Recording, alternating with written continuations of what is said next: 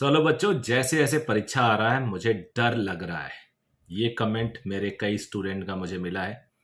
जैसे जैसे हम क्लोज जा रहे हैं मई के, वैसे वैसे डर ये बढ़ता जा रहा है। अब कोई भी डेट रिपीट नहीं होने वाली। में हर डेट यूनिक आएगा, यानी वो गया तो रिपीट नहीं होगा। समझ गए होगे जो मैं बात कर रहा हूं।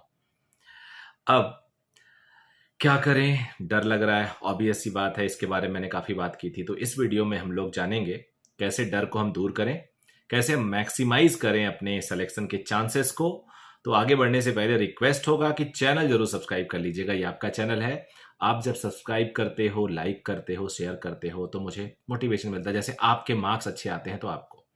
तो अब आज मैं बात करने वाला हूं कैसे हम डर को कम करें, कैसे अपने टारगेट को अचीव करने के लिए और एफर्ट लगाएं, और कैसे उस एफर्ट को इवेल्युएट करें। तो एक एक करके डर लगने वाली बात करते हैं। डर लगना मैंने कई वीडियो में बताया, एक लाजमी है, एक ऑब्वियस सी बात है, क्योंकि हम ह्यूमन हैं और डर लगेगा ही लगेगा। क्योंकि कोई भी एग्जाम होता है, कोई भी अगर आप का एक ऐसा दिन है जिसपे आपकी पूरी प्रिपरेशन डिपेंड कर रही हो, आने वाला फ्यूचर डिपेंड कर रहा है, डर लगता है।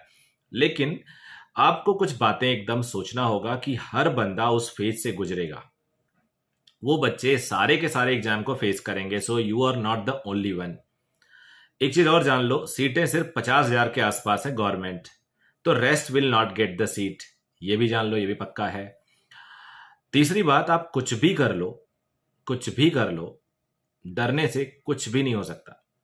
आपको अपियर करना ही है, आपको फेस करना ही है।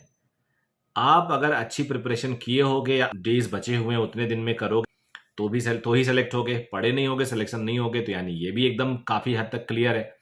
तो सारी चीजें काफी हद तक क्लियर है, यानी चांस ये है कि अब हम अपने टाइम को अगर मैक्सिमाइज कर लें, बढ़ा लें, अपने अपने परफॉर्मेंस को ऑप्टिमम कर लें, तो चांस हमारा बनता है कि हम सेलेक्ट हो जाए।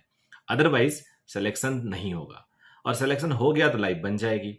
यानी हर हाल में हमें एफर्ट देना। अगर हम एफर्ट दे ही ना, हम एग्जाम दे ही ना, तो इतना तो क्लियर है कि हमारा सिलेक्शन बिल्कुल नहीं होगा। लेकिन अगर हमने एग्जाम दिया तो एटलीस्ट 2 चांस होगा या नहीं होगा, कम से कम 2 चांस हुआ। इससे पहले वाले ऑप्शन में तो कोई चांस ही नहीं था। यानी आपको यहां से अपने आप को मोटिवेट करना होगा, जिससे आपका डर दूर हो जाए। अब सिलेक्शन के चांसेस को कैसे बढ़ाएं। अब यार, सिलेक्शन के चांसेस को बढ़ाने के लिए आपको हर दिन अपनी स्टडी के पैटर्न को बढ़ाना पड़ेगा। अभी भी नया कॉन्सेप्ट भी सीख सकते हो, तो ऐसा कुछ नहीं है कि आप अभी नया कॉन्सेप्ट नहीं सीख सकते। कई बच्चों ने मुझे मैसेज किया था, सर क्या नया कॉन्सेप्ट मुझे पढ़ना चाहिए या नहीं पढ़ना चाहिए। बिल्कुल पढ़ना चाहिए। अभी वो आखिरी के 5-7 दिन पहले से आप सोचो कि ना पढ़ें, वो भी कई बात डिपेंड करती है उस पर, तब बात करूंगा मैं। लेकिन अभी वो काम कर सकते हो। तो ये पूरा का पूरा प्रोसेस है डर को कम करने का, डर को जीतने का, और सिलेक्शन के चांसेस को मैक्सिमाइज करने का। रही बात कंपटीशन लेवल का, तो कंपटीशन कभी भी कम नहीं होता, कई मामलों में बढ़ता ही रहता है, क्योंकि अवेयरनेस बढ़ जाती है।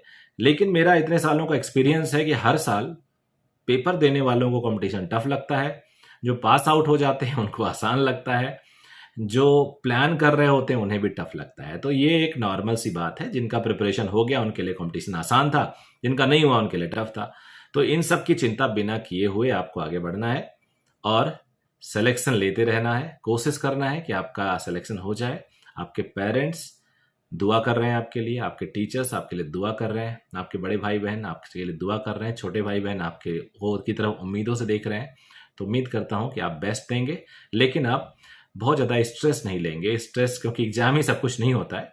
खराब भी हो गया कोई बात नहीं, बहुत एग्जाम है और सारे डॉक्टर ही रूल थोड़े कर रहे हैं दुनिया पे, बहुत और ऑप्शंस हैं। तो इसमें ये भी चिंता नहीं रखनी चाहिए, बेस्ट देना चाहिए, बस वही हम कर सकते हैं जो हमारे हाथ में है।